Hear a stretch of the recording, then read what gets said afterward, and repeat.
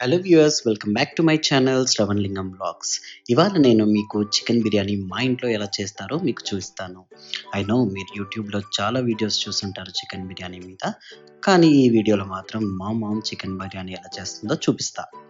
Okay, ఇవాళ chicken biryani కోసం 2 కేజీల చికెన్ తీసుకున్నాం. నీట్గా కడిగేసి స్మెల్ మొత్తం పోయేలాగా 3-4 టైమ్స్ ప్లెయిన్ వాటర్తో కడిగేసాం. దీనికి మేము ఉప్పు, పసుపు అలాంటివి ఏమి వేయకుండా జస్ట్ వాటర్తో క్లీన్ చేసాం. ఇప్పుడు 2 కేజీస్ చికెన్‌కి 2 కేజీస్ బాస్మతి రైస్ తీసుకున్నాం. ఒకవేళ మీరు ముక్కలు తక్కువ తినేవాళ్ళైతే 1 కేజీ చికెన్‌కి 1½ కేజీ రైస్ కూడా వేసుకోవచ్చు. మీకు నచ్చినట్టు మీరు చేసుకోండి. ఇంకా ముక్కలకి మ్యారినేషన్ స్టార్ట్ చేద్దామా? ఫస్ట్ ఎప్పుడైనా సరే అల్లం పేస్ట్ వేసి కలిపితేనే ఆ టేస్టే డిఫరెంట్. ఇక్కడ మనం 4 టేబుల్ స్పూన్స్ అల్లం వెల్లుల్లి పేస్ట్ వేసుకున్నాం. మేము కొంచెం గట్టిగానే తింటాం అనుకోండి. దట్టు రైస్‌లో స్పెషల్‌గా మేము మళ్ళీ అల్లం వెల్లుల్లి పేస్ట్ అనేది వేయం కాబట్టి ఏదున్నా గానీ ఇక్కడే కలిపేస్తాం.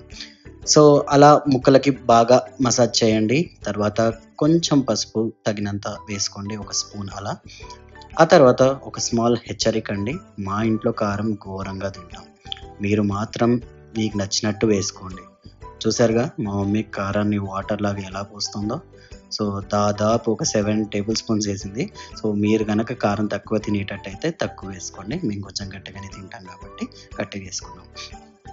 అలా కారం వేసుకున్నాక ఒక ఉప్పు, ఒక స్మాల్ స్పూన్స్, ఒక నార్మల్ స్పూన్, మరి కారం వేసిన స్పూన్‌లాగా కాకుండా ఒక 7 నార్మల్ స్పూన్స్ ఉప్పు వేసాము.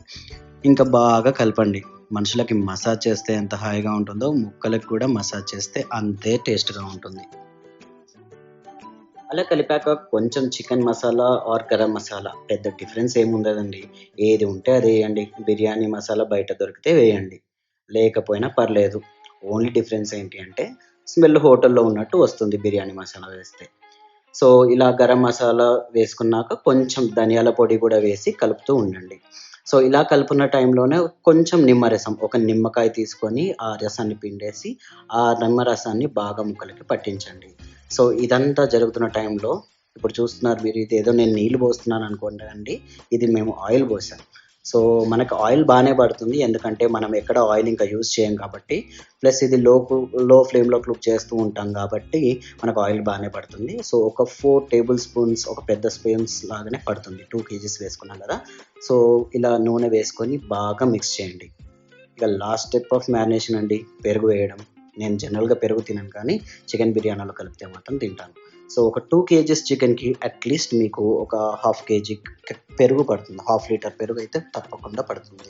ఎందుకంటే ఇప్పుడు మీకు చికెన్ బిర్యానీలో మసాలా అంటూ ఏముండదు. సో, ఈ గ్రేవీ కావాలనుకుంటే మీకు చికెన్ బిర్యానీ మసాలాలో ఈ పెరుగు అనేది చాలా ఇంపార్టెంట్. సో, మీరు అట్‌లీస్ట్ ఒక హాఫ్ లీటర్ అన్న పెరుగు వేసుకోండి. ఇంకొంచెమైనా ఎక్కువ వేసుకోవచ్చు. మరీ ఎక్కువేసేయకండి, ఎందుకంటే చికెన్ బిర్యానీ పుల్లగా అవుతుంది. సో, ఇలా పెరుగు వేసి బాగా కలిపి తగినంత ఉప్పు చెక్ చేసుకోండి. చెక్ చేసుకొని ఇంకా బాగా మ్యారినేట్ చేసి పక్కన పెట్టండి. ఇలా పెరుగు వేసుకున్నాక కొంచెం కొత్తిమీర, పుదీనా వేసి కలిపి పక్కన పెట్టండి. సో, మనం మిగతా ప్రాసెస్ అయ్యేంత వరకు దీన్ని అలా మనం నానబెట్టేద్దాం.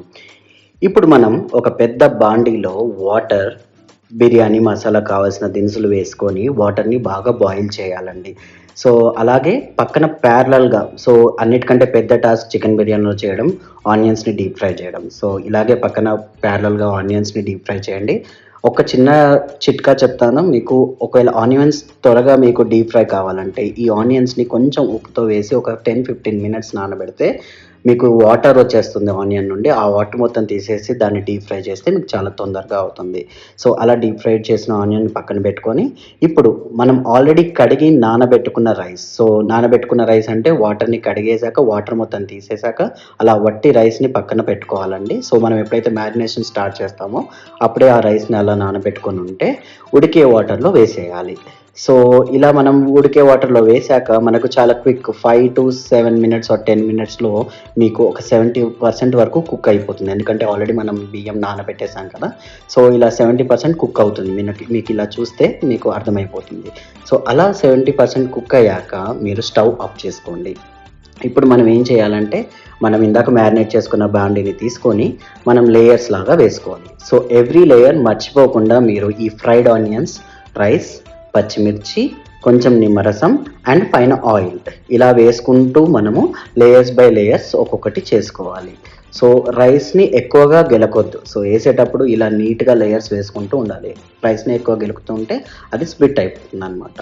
సో ఇదంతా లేయర్స్ వేశాక చక్కగా పైన మూత పెట్టి బాగా వెయిట్ ఉన్న వస్తువు మనం పెట్టేయాలి. ఇక్కడ మా ఇంట్లో ఒక చిన్న బండరాయి ఉంది. సో అది తీసి మేము దాని మీద పెట్టాము, ఎందుకంటే గాలిపోకుండా.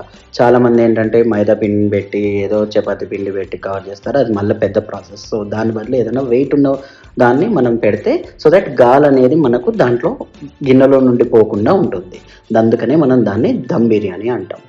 సో ఇలా మనం ఏం చేయాలంటే ఇది పెట్టాక స్టవ్ ఆన్ చేసుకుని ఒక 10 మినిట్స్ ఒక హై ఫ్లేమ్ అంటే మరీ పెద్ద హై ఫ్లేమ్ కాదు, కొంచెం హై ఫ్లేమ్లో పెట్టి ఇంకో 15 మినిట్స్ స్మాల్ టు మీడియం ఫ్లేమ్లో పెట్టి టోటల్ 20 to 25 మినిట్స్ మనం కుక్ చేయాలి దీన్ని. సో ఆఫ్టర్ 20 to 25 మినిట్స్ మీరు స్టవ్ ఆఫ్ చేసి వెంటనే ఓపెన్ చేయకండి, దాని దమ్ అనేది అలాగే ఉంటుంది కాబట్టి మీరు వెంటనే కనుక ఓపెన్ చేస్తే మీకు లోపల మొత్తం నీరులాగా అయిపోతుంది. సో ఒక 5 to 10 మినిట్స్ రెస్ట్ ఇచ్చేసి దాన్ని అలా ఓపెన్ చేయండి. చూడండి ఎంత బాగా కుక్ అయిందో, చూస్తుంటేనే నాకు నోట్లో నుండి నీళ్ళు వస్తున్నాయి. ఇంకేంటి, అలా చికెన్ బిర్యానీ అలా ప్లేట్లో వేసుకొని తింటే ఉంటుంది చూడు కేక.